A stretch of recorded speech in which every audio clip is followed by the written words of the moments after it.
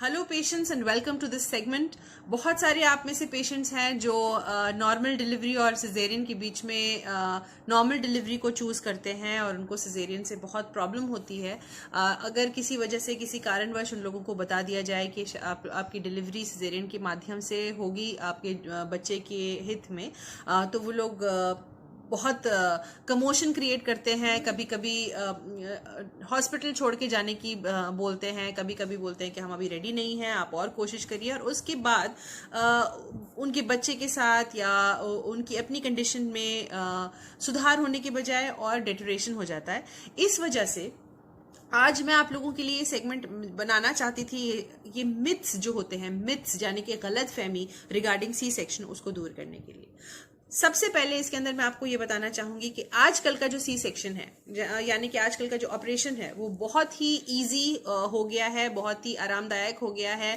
Patient अपने पैरों पे आराम से चल के जाता है और ज्यादा दिन भी नहीं रखा जाता। पहले ऐसा था कि एक आध हफ्ता रखना पड़ता था हॉस्पिटल में। पेशेंट्स कभी कभी 10 दिन तक हॉस्पिटल में रहते थे। बहुत सारे पेशेंट्स को ब्लड चढ़ाना पड़ता था, बहुत लंबी टाइम तक एंटीबायोटिक्स देने पड़ते थे। बहुत लोगों को जो टाका था उसके अंदर इन्फेक्शन हो जाया करता था। लेकिन अब वो जमाना चला गया है और अब बहुत इजी, बहुत आराम से ऑपरेशंस होते हैं। इनफैक्ट जो उसका जो चीरा होता है वो दिखता भी नहीं है, दिखाई भी नहीं देता है। इतने अच्छे ऑपरेशंस होते हैं। हम यूजुअली तीसरे या चौथे दिन पेशेंट को डिस्चार्ज कर देते हैं। पेशेंट आराम से चल के अपने पैरों पे घर जाता है और घर जाके भी वो आराम से अपने काम कर सकता है।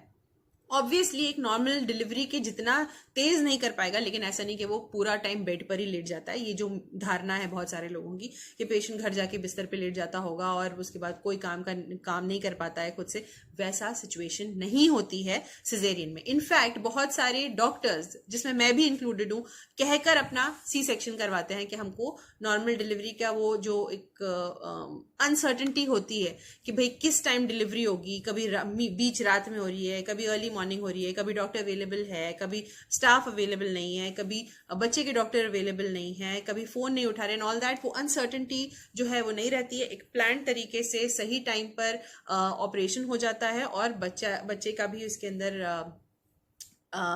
कंडीशन मोस्टली अच्छी रहती है। ऐसा नहीं है कि सी सेक्शन से, ये एक दूसरी धारणा है कि बच्चे को अगर सी सेक्शन से बाहर निकाला जाएगा तो उसको बहुत प्रॉब्लम हो सकती है। ऐसा बिल्कुल भी नहीं है। बहुत ही सेफ टाइम पे और सब देख कर सोच कर हम लोगों के लिए बहुत इंपॉर्टेंट चीज होती है। देखिए, normal delivery is very easy for us, क्योंकि काम हमें कुछ करना नहीं है।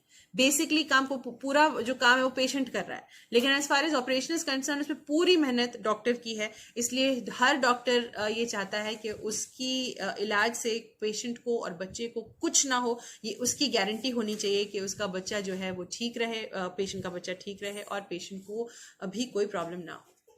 इसलिए मेरी ये रिक्वेस्ट है आप लोगों से कि अगर कभी किसी गायनेकोलॉजिस्ट को, अगर ये आपसे आपके लिए वो डिसीजन ले रही है, आपके लिए या आपके बच्चे के हित में ले रही है रिगार्डिंग सी सेक्शन, उस चीज़ को नकारें नहीं, उस चीज़ को डिले नहीं करें। अगर ज़्यादा प्रॉब्लम है, आप एक सेकेंड ओपिनियन यानी कि दूसरी सलाह ले सकते हैं किसी गायनेकोलॉजिस्ट से, लेकिन उस डिसीजन को बहुत डिले नहीं करें। अगर कोई इमरजेंसी के अंदर इस तरह का डिसीजन ले रहा है तो उस चीज़ का पूरा आप पूछिए उससे।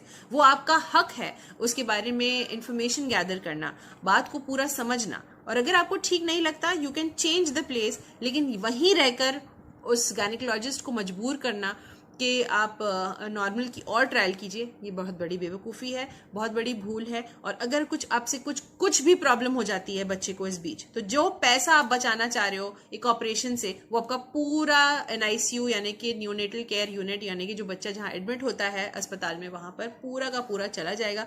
इसलिए पैसे का इसके अंदर नहीं सोचना है, इसमें सोचना है माँ और बच्चे दोनों की हेल्थ के बारे में। और यही मेरा आज का मैसेज है। So thank you so much.